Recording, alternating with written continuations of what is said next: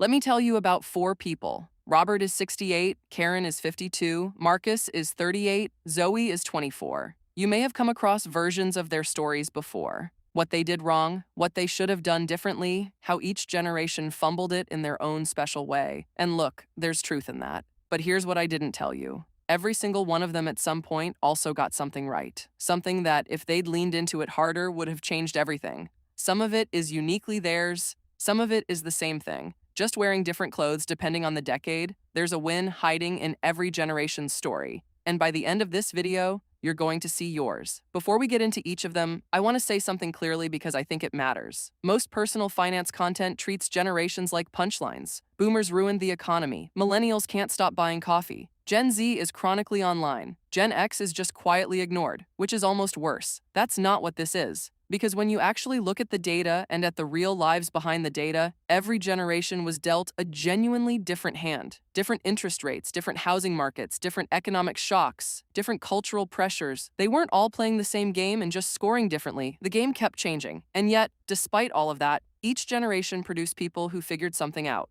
who got one thing, maybe more, genuinely right. And those wins are worth understanding, not just to feel good about your generation, but because the most useful thing you can do right now is borrow the best instinct from all four of them simultaneously.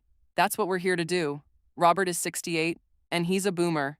And boomers get a lot of grief, but stay with me. Robert bought a house in 1983. He didn't agonize over it the way people do now. He didn't run spreadsheets comparing renting versus buying, didn't stress test 7 different mortgage scenarios. He just bought it because that's what you did. Because owning felt more real than renting, and the bank said yes. And so he signed. And here's the thing people miss when they tell Robert's story. That instinct, that almost unthinking instinct to acquire an asset and hold it, was actually correct. Not perfectly executed, not the complete financial plan it should have been, but the core of it, sound. Robert's house is worth 4 times what he paid for it. That is real compounding wealth building. Performance over 4 decades.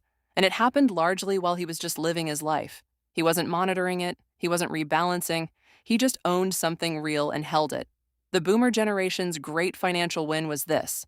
They understood instinctively that ownership compounds, that buying something, a house, a business, a piece of land, and holding it across time was the move. They didn't call it asset accumulation. They didn't have the language, but they had the instinct. And for millions of them, that instinct paid off in ways they still underestimate when they're beating themselves up about the pension they underfunded. Robert got something genuinely right. He bought early, he held long, and time did the work. The lesson isn't to go out and buy the biggest house you can find. The lesson is simpler than that. Boomers understood that owning beats renting in assets, in businesses, in wealth, and that patience across decades is its own kind of strategy. Karen is 52. She's Gen X, the generation that gets sandwiched between boomers and millennials in every conversation, and quietly ignored in most of them.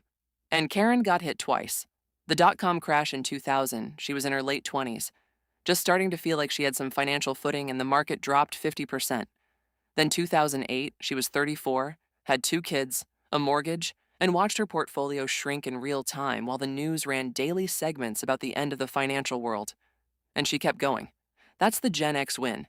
And it sounds simple until you understand just how hard it actually is. Because here's what most people did in 2008. Financially literate, intelligent, careful people. They stopped. They paused contributions. They moved money into cash. They waited for things to feel safer before they got back in. Which meant they missed the recovery.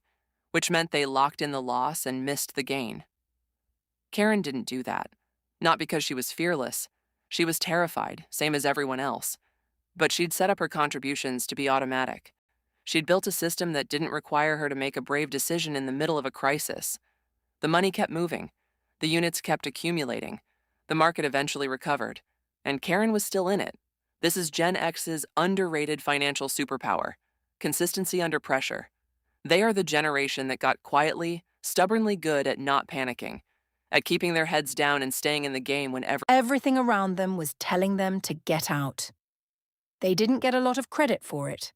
Gen X rarely gets credit for anything. But that discipline, that almost boring refusal to react, is one of the most genuinely valuable financial behaviors that exists. The lesson from Karen isn't to be fearless with your money. It's to build systems that make bravery unnecessary, automate it. Make the right move the default move, so that when the crash comes, and it will come, you don't have to be a hero. You just have to do nothing. Marcus is 38. He's a millennial, and yes, the avocado toast jokes exist. We're all aware. Let's move on. Because Marcus did something his dad never did. When Marcus started investing in his early 30s, late, yes, later than he should have, he didn't walk into a bank and let someone put him into an actively managed fund with a 1.5% annual fee and a glossy brochure full of promises. He opened an account online, bought a low-cost index fund, and set up a monthly direct debit. That's it. That's the move. And it sounds boring. It sounds like the obvious thing, the thing everyone knows now. But millennials were actually the first generation to do this at scale. Their parents trusted financial advisors who were often, bluntly, salespeople with credentials. Their grandparents put money in savings accounts and called it investing. Millennials, partly out of necessity, partly out of distrust, partly out of having the internet, figured out that the simplest, cheapest version of investing was also the most effective one. The research on this is unambiguous. Most actively managed funds underperform the index over 10 years. The ones that do outperform are nearly impossible to identify in advance. The fee difference compounded over decades is enormous. And millennials, more than any generation before them, understood this and acted on it. Marcus may not have invested enough. He may have started too late. He may have used experiences as a substitute for assets in ways that cost him. All of that is true. But what he invested well. And 20 years from now, the index fund Marcus opened at 31 with £100 a month is going to be doing serious work, quietly, cheaply, without anyone taking a cut on the way. The millennial win is this. They democratized smart investing. They took something that used to require a middleman and figured out they didn't need one. They backed simplicity when the industry was selling complexity. And they were right. Zoe is 24. She's Gen Z. And Gen Z gets talked about in two completely opposite ways, both of which miss the point. Either they're the most financially savvy generation ever, revolutionizing money with crypto and side hustles and passive income content. Or they're chronically online, performatively wealthy, spending on aesthetics while calling it investing. There's truth in both. But there's something underneath both narratives that doesn't get said enough. Zoe started investing at 21, not with a lot, not with perfect knowledge, not with a complete financial plan. She opened an ISA, put in what she could, and began. And that beginning, that unglamorous, imperfect, small beginning, is worth more than almost anything else in this video. Here's why. If Zoe puts £200 a month into a stocks and shares ISA from age 21 to 65 at a modest average return of 7%, she ends up with somewhere in the region of £700,000. If she starts at 31 instead, same amount, same return, 10 years later, she ends up with around £340,000. 10 years of delay, half the outcome. The numbers are almost violent when you see them laid out. Gen Z's win isn't knowledge, though they have more of it than any previous generation at their age. It isn't the side hustle or the crypto or the content.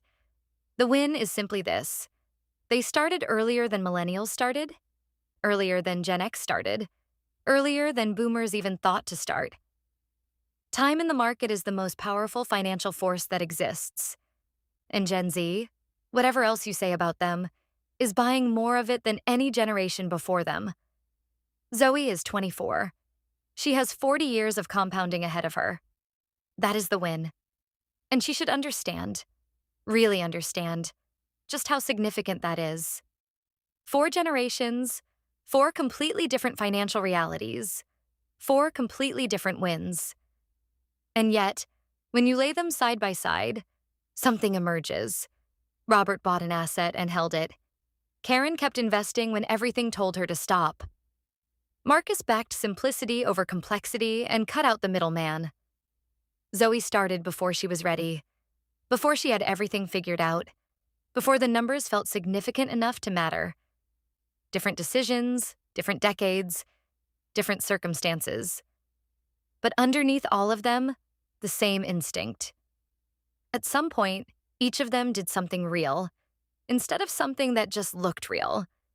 They made a move, sometimes just one, sometimes small, sometimes almost accidental, that was oriented toward actual building rather than the appearance of building. They put something in motion and let time do its work. That's the thread, and it's the same thread that runs through every generation that got it right. The form changes. Property, pensions, index funds, ISAs. But the instinct underneath is always the same. Get something real. Start before it feels significant. Keep going when it's uncomfortable. Let it compound. The trap is prioritizing the signal of wealth over the substance of it. The win, the quiet, unglamorous works every time win, is doing it the other way around. So, here's what I want you to take from this. You don't have to be a boomer to have Robert's instinct for ownership. You don't have to be Gen X to build Karen's systems for consistency. You don't have to be a millennial to apply Marcus's clarity about cost and simplicity. And you don't have to be 24 to start earlier than you have been. The best financial move available to you right now is to borrow the win from all four of them. Own something real. Automate it. Keep it simple and cheap. And start or restart before you feel ready. Robert, Karen, Marcus, Zoe. None of them got it completely right. None of them had the full picture, but every single one of them had a moment, at least one, where they made the right call. Where the substance won over the signal. The question is, which win do you need most right now? Is it Robert's? Do you need to commit to owning something real instead of waiting for the perfect moment? Is it Karen's? Do you need to automate to take the decision out of your own hands before the next crash tests your nerve? Is it Marcus's? Do you need to simplify? To stop paying for complexity that isn't earning its cost? Or is it Zoe's? Do you just need to start? Smaller than feels meaningful, earlier than feels right? And trust that the time will do what the time always does. Tell me in the comments, not because anyone's keeping score, but because naming the win you need is usually the first step toward actually going and getting it.